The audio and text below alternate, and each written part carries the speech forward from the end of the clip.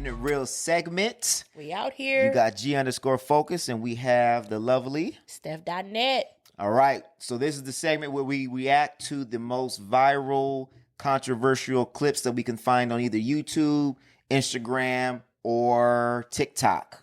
Right? Right. If you guys would love to send us clips to react to, you can send them to the Reverb Experiment at gmail.com or hit us up on Instagram or on Facebook. Mm-hmm. And if we get enough of them, we'll react to it. So we're going to get into this. This is a woman explaining how to keep a man. Let's get into it. How do you keep your man satisfied without sex? Ladies, if you went silent after this question was being asked, you need to stay away from men. And I'm going to tell you why. You need to stay away from men, heal from your trauma, sit there, learn about a man, get to know what a man is, what a man wants, how to satisfy a man, learn to love a man properly without sex, and then go ahead and try to date a man. Because y'all are blatantly out here, don't know what a man wants, don't know how to please a man, don't know how to communicate with a man, but yet you are still dating him. That makes no fucking sense to me. Now, if you're one of those girls who thinks, yep, my kitty runs the world, that's all he needs. Crickets, bitch, because you sound stupid. Praise the Lord. She was spitting. I mean, she snapped. She was spitting. My niggas agree. She was spitting. Of course the men gonna agree. Of course we gonna agree. Come on now. See, but the problem is that most people, we've always been taught that our opinions on how we feel and all that doesn't matter.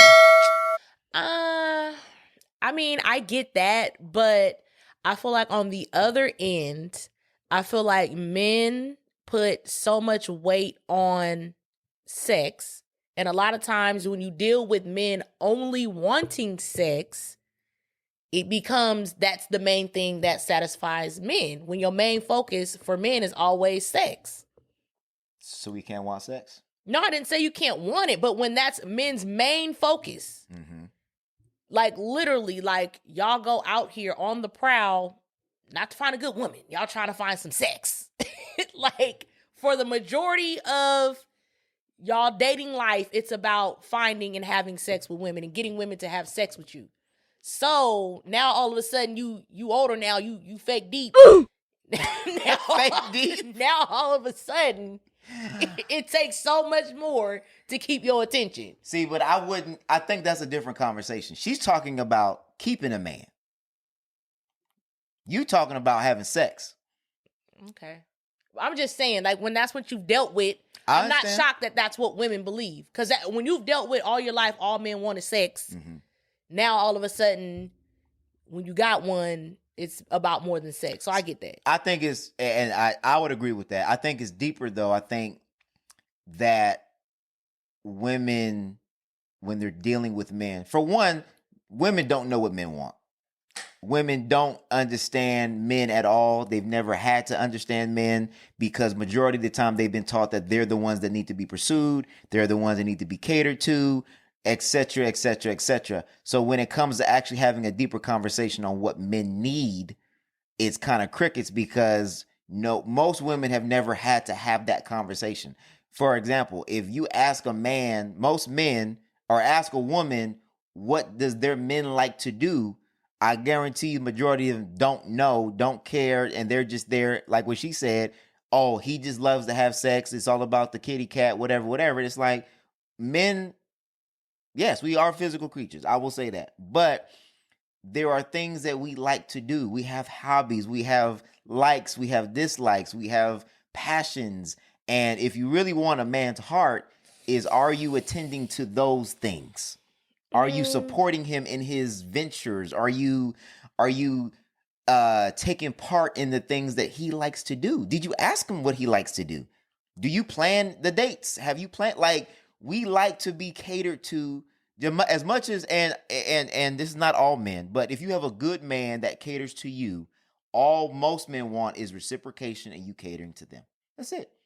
But how can you pursue somebody or pursue something without knowing what that thing wants or what that person wants? And I think that's where a lot of the disconnect is, where, I know we talk about Kevin Sandwich a lot, but just what women think that men find valuable, and a lot of the things that women, I guess, pursue, and most of them, sometimes they do it for themselves, but there are women that do these things because they feel like it makes them more desirable. And it's like a lot of the things that they pursue, whether it be degrees or careers or things like that,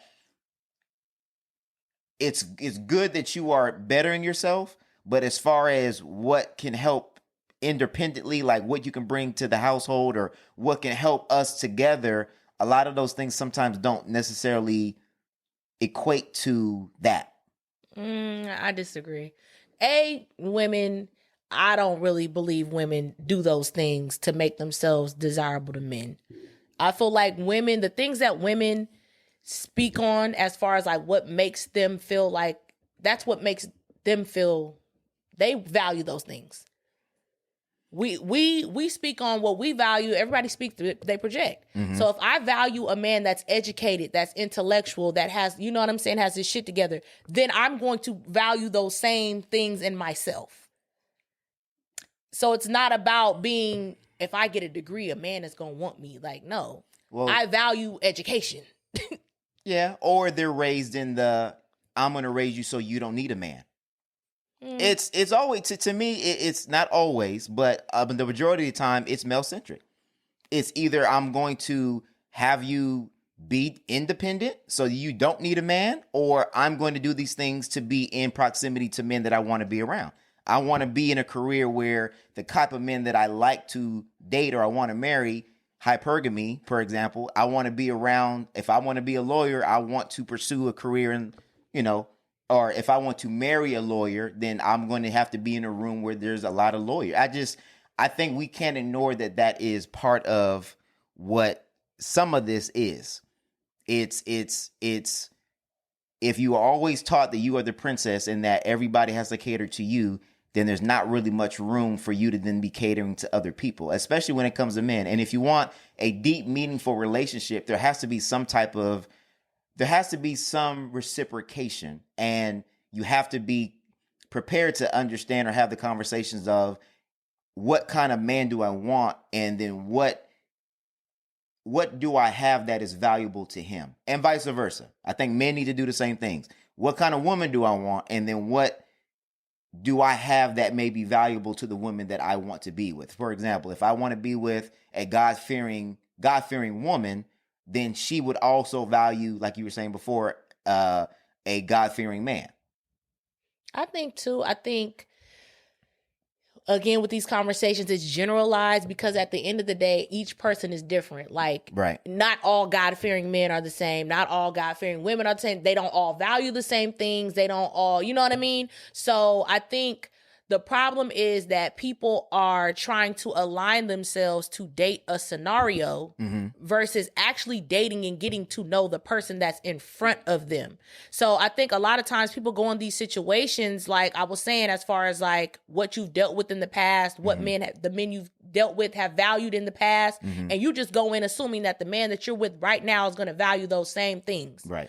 And it don't work like that. This is a whole different person. Right. You get what I'm saying? So we have these people go in with the expectation, not just of what they want, but they automatically think they know what the other person wants and what it takes to keep this person. And you could be doing all of those things and it could possibly not matter at all. Right. You know what I mean? None of those things could matter to them. Right. To that specific person. Yeah. I think that's a good rule of thumb. You need to date the individual. Get to know the individual. Yes. And I think that's what she's basically saying. Like, well, but men in general, yes, I agree with what you're saying. But I do think that generally there are some general principles that men, there are things that we need. There's things that we go by. And it's like, as a woman, you are going to have to do some things in the relationship. It should be reciprocation. Can't be me, do this, and then I give nothing except for sex. I mean, sex is nice, but I can get sex anywhere. Obviously, my thing is that most of the time, at least in my experience, that women are going to give what they are given.